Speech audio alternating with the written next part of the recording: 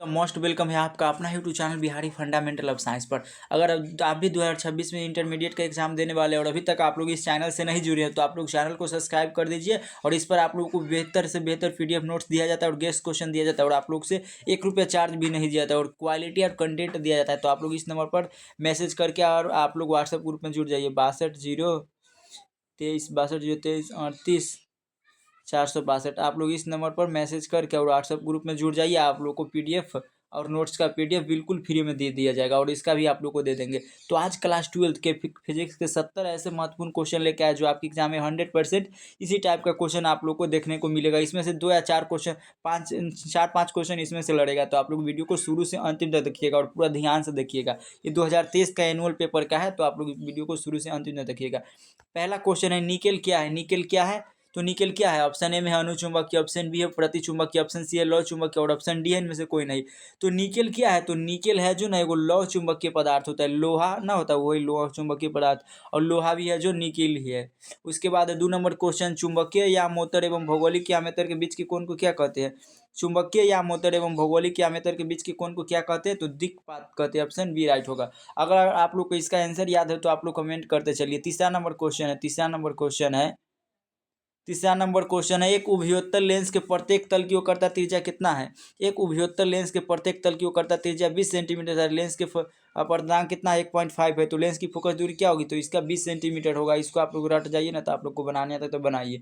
अगला क्वेश्चन है एक ही तरंग दैर्ध्य के इलेक्ट्रॉन तथा फोटोन की कौन सी भौतिक राशि समान होती है। एक ही तरंग दैर्ध्य के इलेक्ट्रॉन तथा फोटोन की कौन सी भौतिक राशि समान होती है। ऑप्शन ए है वेग, ऑप्शन बी है ऊर्जा, ऑप्शन सी है संवेग, ऑप्शन डी है कोणीय वेग। तो इसका ऑप्शन सी हो जाएगा, संवेग होता है जो समान होता है। ऑप्शन सी राइट हो जाएगा। अगला क्वेश्चन है नाभिकीय रिएक्टर में मंदक का कार्य है। नाभिकीय रिएक्टर में मंदक का कार्य क्या होता है। ऑप्शन ए है न्यूट्रॉन की गति मंद करना, ऑप्शन बी है न्यूट्रॉनों की गति तीव्र करना, ऑप्शन सी है इलेक्ट्रॉन की गति कम करना, ऑप्शन डी है इलेक्ट्रॉनों की गति तीव्र करना। तो इसका ऑप्शन नंबर ए राइट हो जाएगा, न्यूट्रॉनों की गति मंद करना। Option A right. अगला क्वेश्चन है पी प्रकार के अर्धचालकों के लिए शुद्ध तत्व के रूप में प्रयोग किया जाता है। तो क्या किया जाता है प्रयोग। ऑप्शन ए है बोरॉन, ऑप्शन बी है बिस्मथ, ऑप्शन सी है आर्सेनिक और ऑप्शन डी है फास्फोरस। तो इसका ऑप्शन नंबर ए राइट हो जाएगा। अगर आप लोग को आंसर याद है तो आप लोग कमेंट करते चलिए। अगला क्वेश्चन है डायोड का उपयोग किया जाता है। 7 नंबर क्वेश्चन है डायोड का उपयोग कहाँ किया जाता है। आप लोग कमेंट करके बताइए। तो ऑप्शन है प्रवर्तक की तरह, ऑप्शन बी है डोलक की तरह और ऑप्शन सी है मॉड्यूलेटर की तरह, ऑप्शन डी है डिस्ट्रिकारी की तरह। तो इसका प्रवर्धक, मॉड्यूलेटर या डिस्ट्रिकारी की तरह किया जाता है। ऑप्शन डी राइट हो जाएगा। अगला क्वेश्चन पढ़ाते हैं। अगला क्वेश्चन है 8 नंबर, जब प्रकाश स्रोत और पर 1 मिनट रुकिए आप लोग। 8 नंबर क्वेश्चन है जब प्रकाश स्रोत और पर्दे के बीच की दूरी बढ़ा दिया जाए तो फ्रिज की चौड़ाई। जब प्रकाश स्रोत और पर्दे के बीच की दूरी बढ़ा दी जाए तो फ्रिज की चौड़ाई क्या होती है। ऑप्शन ए में बढ़ती, ऑप्शन बी है घटती, ऑप्शन सी अपवर्तित रहती है, ऑप्शन डी में से कोई नहीं। तो ऑप्शन ए राइट हो जाएगा, बढ़ती है। अगला क्वेश्चन है रेडियो सक्रियता का मात्रक है। रेडियो सक्रियता का मात्रक क्या होता है। ऑप्शन ए में है MeV और ऑप्शन बी है क्यूरी, ऑप्शन सी है MU, ऑप्शन डी है जूल, ऑप्शन डी है जूल। तो इसका क्यूरी होता है। रेडियो सक्रियता का ऐसे मात्रक क्यूरी होता है। ऐसे क्वेश्चन है जो काफी बार पूछा गया है। अगला 10 नंबर क्वेश्चन है निम्नलिखित में किसकी भेदन क्षमता सबसे अधिक होती है। निम्नलिखित में किसकी भेदन क्षमता सबसे अधिक होती है। ऑप्शन ए में अल्फा किरण, ऑप्शन बी है बीटा किरण, ऑप्शन सी है गामा किरण और ऑप्शन डी है गामा किरण कैथोड किरण। तो इसका ऑप्शन सी हो जाएगा, गामा किरणों की होती है। अगला 11 नंबर क्वेश्चन है टीवी प्रसारण के लिए किस आवृत्ति परास का उपयोग किया जाता है।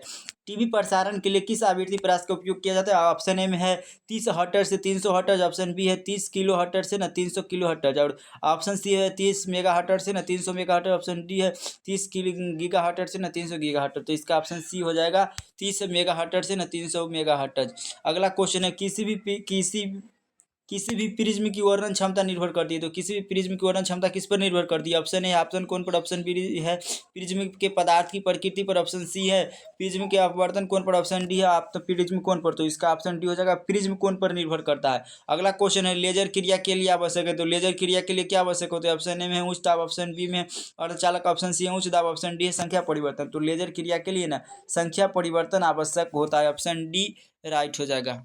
अगला क्वेश्चन है प्रकाश तरंग अनुप्रस्थ है। प्रकाश तरंग अनुप्रस्थ है क्योंकि यह प्रदर्शित करता है। तो ऑप्शन ए में है परावर्तन, ऑप्शन बी है ध्रुवन, ऑप्शन सी है व्यतिकरण और ऑप्शन डी है विवर्तन। तो ये ध्रुवन को प्रदर्शित करता है।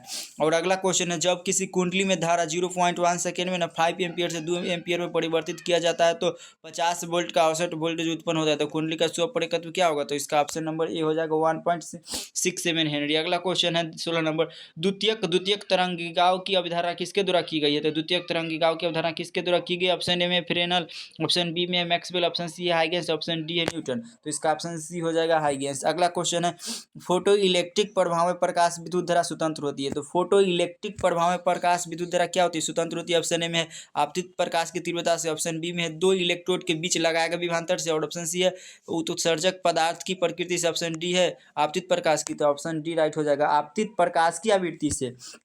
अगला 18 नंबर क्वेश्चन है दृश्य स्पेक्ट्रम के रंगों में दृश्य स्पेक्ट्रम के रंगों में किसका अधिक तरंग दैर्घ्य होता है? किसका होता है? ऑप्शन ए में है लाल का, ऑप्शन बी में है पीला का, ऑप्शन सी है नीला का, ऑप्शन डी है बैंगनी का। तो इसका ऑप्शन नंबर ए राइट हो जाएगा, लाल रंग का होता है। दृश्य स्पेक्ट्रम के रंगों में किसका तरंग दैर्घ्य अधिक होता है? तो लाल का। अगला क्वेश्चन है अगला किसी परमाणु का नाभिक बना होता है। तो किसी परमाणु का नाभिक किससे बना होता है? ऑप्शन ए में प्रोटॉन, ऑप्शन बी में है प्रोटॉन एवं इलेक्ट्रॉन से, ऑप्शन सी है अल्फा कण से, ऑप्शन डी है प्रोटॉन न्यूट्रॉन से। तो इसका ऑप्शन नंबर डी राइट हो जाएगा, प्रोटॉन न्यूट्रॉन से।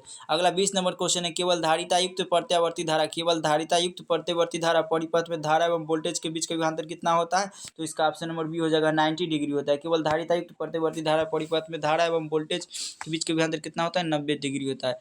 अगला क्वेश्चन है 21 नंबर निम्नलिखित में से किस वैद्युत चुंबकीय विकिरण का तरंग दैर्घ्य न्यूनतम? ऑप्शन ए है पराबैंगनी किरण, ऑप्शन बी एक्स किरण, ऑप्शन सी है सूक्ष्म तरंग, ऑप्शन डी है गामा किरण। तो इसका ऑप्शन नंबर डी राइट हो जाएगा, गामा किरणों की होती है।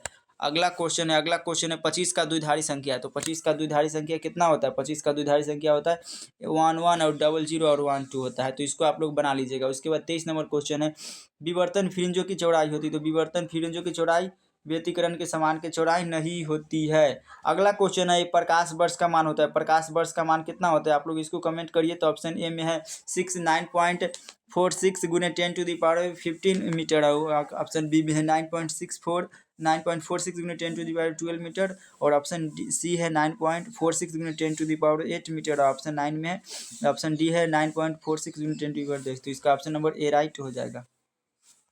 अगला क्वेश्चन है जब किसी एमीटर को शंट किया जाता है तब उसका प्रतिरोध क्या होता है? तो जब किसी एमीटर को शंट किया जाता है तो उसका प्रतिरोध क्या होता है? तब उस परिपथ का कुल प्रतिरोध कितना होता है? ऑप्शन ए है बढ़ता है, ऑप्शन बी है घटता है, ऑप्शन सी स्थिर रहता है, ऑप्शन डी में से कोई नहीं। तो ऑप्शन ए हो जाएगा बढ़ता है। अगला क्वेश्चन है किसी अर्धचालक का तापमान गुणांक का मान होता है। किसी अर्धचालक का तापमान गुणांक का मान क्या होता है? ऑप्शन ए है धनात्मक, ऑप्शन बी है ऋणात्मक, ऑप्शन सी है शून्य, ऑप्शन डी है अनंत। तो इसका आप लोग कमेंट करके बताइए। तो इसका ऑप्शन नंबर बी राइट हो जाएगा, इसका ऑप्शन बी राइट हो जाएगा, ऋणात्मक होता है। अगला क्वेश्चन है अगला यदि साइक्लोट्रॉन में आवेशित कण का आवर्तकाल टी तथा महत्तम चाल भी हो तो क्या होगा? इसका ऑप्शन नंबर ए में है टी समानुपाती भी, और टी समानुपाती वी स्क्वायर, टी व्युत्क्रमानुपाती 1/v और टी व्युत्क्रमानुपाती 1/v। तो इसका आप लोग इसको कमेंट करके बताइए। तो इसका ऑप्शन सी बी राइट हो जाएगा, टी व्युत्क्रमानुपाती 1/v होता है। अगला क्वेश्चन है 28 नंबर क्वेश्चन है वांडी ग्राफ। 28 नंबर क्वेश्चन है वांडी ग्राफ जनित्र एक ऐसी युक्ति है, ऐसी विद्युत स्थैतिक युक्ति है जिससे उत्पन्न होता है। तो जैसे उत्पन्न क्या होता है? तो इससे न केवल उच्च वोल्टेज उत्पन्न होता है, उच्च वोल्टेज या वोल्टेज। अगला क्वेश्चन है परावैद्युत शक्ति का ऐसे मात्रक है। तो परावैद्युत शक्ति का ऐसे मात्रक क्या होता है? ऑप्शन ए में है newton metre inverse coulomb inverse और मीटर स्क्वायर, ऑप्शन बी में है न्यूटन कूलाम स्क्वायर और मीटर स्क्वायर, ऑप्शन सी में है न्यूटन कूलाम इनवर्स और मीटर स्क्वायर, ऑप्शन डी में है कूलाम स्क्वायर न्यूटन मीटर और मीटर स्क्वायर। तो इसका ऑप्शन डी राइट हो जाएगा।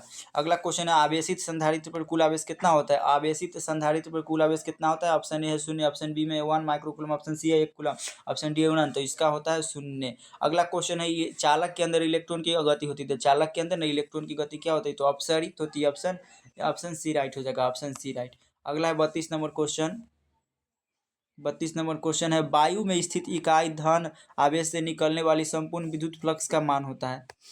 वायु में स्थित स्थिर इकाई धन से निकलने वाली इकाई धन आवेश से निकलने वाली संपूर्ण विद्युत फ्लक्स का मान क्या होता है? ऑप्शन ए में है एप्सिलॉन नॉट, ऑप्शन बी में है epsilon naught inverse, option C में है 4 pi epsilon naught, option D में 4 पाई एप्सिलॉन नॉट इनवर्स। तो इसका ऑप्शन नंबर बी राइट हो जाएगा, एप्सिलॉन नॉट इनवर्स। अगला क्वेश्चन है प्रति इकाई आवेश पर लगने वाले बल को क्या कहते हैं? प्रति इकाई आवेश पर लगने वाले बल को क्या कहते हैं? ऑप्शन ए है विद्युत प्रवाह, ऑप्शन बी है विद्युत विभव, ऑप्शन सी है विद्युत क्षेत्र, ऑप्शन डी है विद्युत स्पेस। तो इसका ऑप्शन सी हो जाएगा, विद्युत क्षेत्र कहते हैं।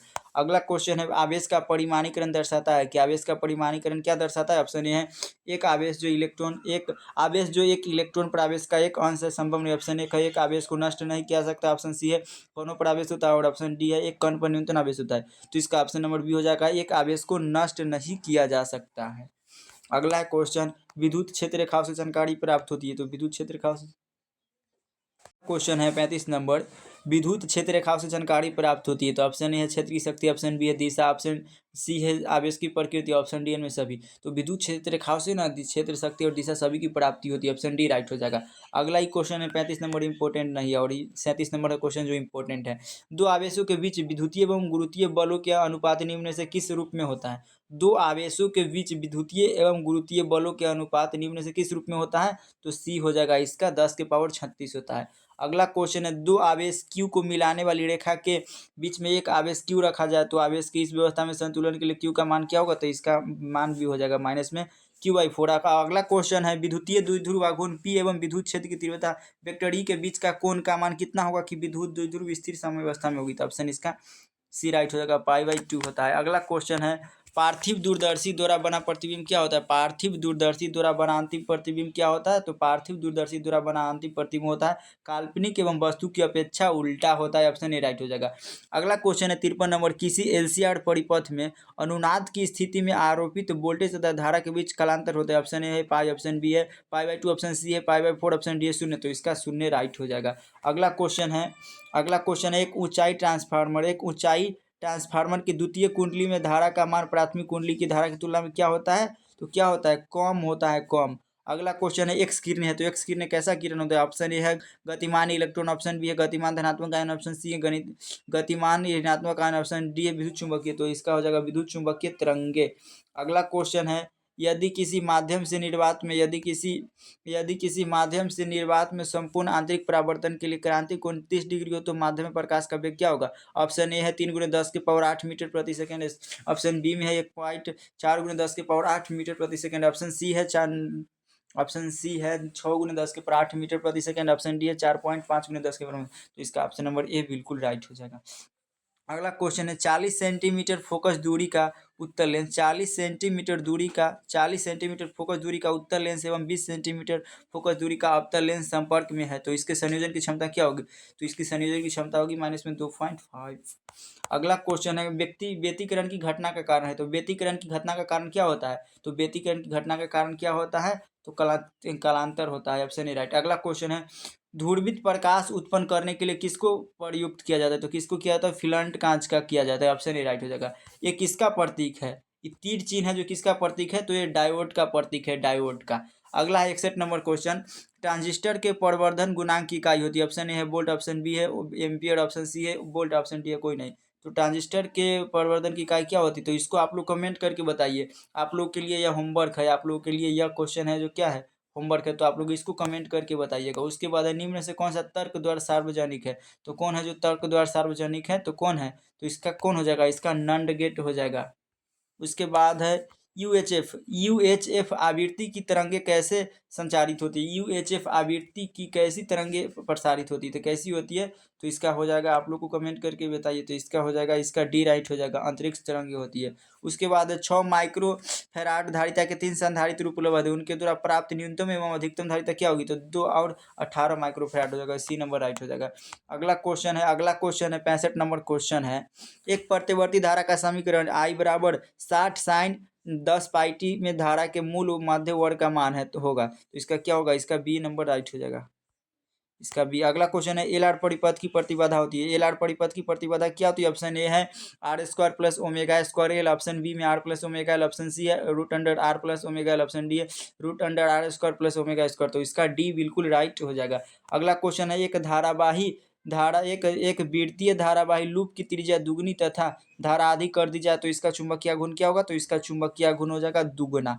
अगला क्वेश्चन है, एक चोक कुंडली का स्वपरेखत्व 5 हेनरी, एक चोक कुंडली का स्वपरेखत्व 5 हेनरी, इससे बहती धारा 2 एम्पियर सेकेंड एक की दर से बढ़ रही है, तो चोक कुंडली का प्रेरित विद्युत अपबल क्या होता है, इसका सी नंबर हो जाएगा, -10 वोल्ट। अगला क्वेश्चन है, पृथ्वी का चुंबकीय गुण कितना होता है, तो ऑप्शन ए में है 8.0 जूल टी इनवर्स, अगला है 11.5 जेटी इनवर्स, अगला है पाई टी इनवर्स, अगला है क्वेश्चन डी नंबर 8.0 10⁻22 टी, तो इसका आप लोग कमेंट करिए, तो इसका ऑप्शन नंबर ए बिल्कुल राइट, इसका ऑप्शन नंबर डी राइट होगा, 8.0 × 10⁻22 जूल टी इनवर्स हो जाएगा। अगला क्वेश्चन है, विद्युत चुंबकीय तरंग में विद्युतीय तरंग तथा चुंबकीय तरंग के बीच कालांतर कितना होता है, तो 0 होता है। तो आज आप लोगों को कितना 70 क्वेश्चन बताया, और आप लोग ईमानदारी पूर्वक कमेंट करके बताइएगा कि 70 में से आप लोग कितना सही किया। आप लोग हॉनेस्टी बताइएगा, और आप लोग कमेंट जरूर करिएगा कि अगला किस टॉपिक पर वीडियो दे आप लोग को, और आप लोग को किस सब्जेक्ट में दिक्कत हो रहा है उसका अब अगला टॉपिक देंगे। तो मिलते हैं नेक्स्ट वीडियो में, तब तक के लिए सी यू अगेन नेक्स्ट।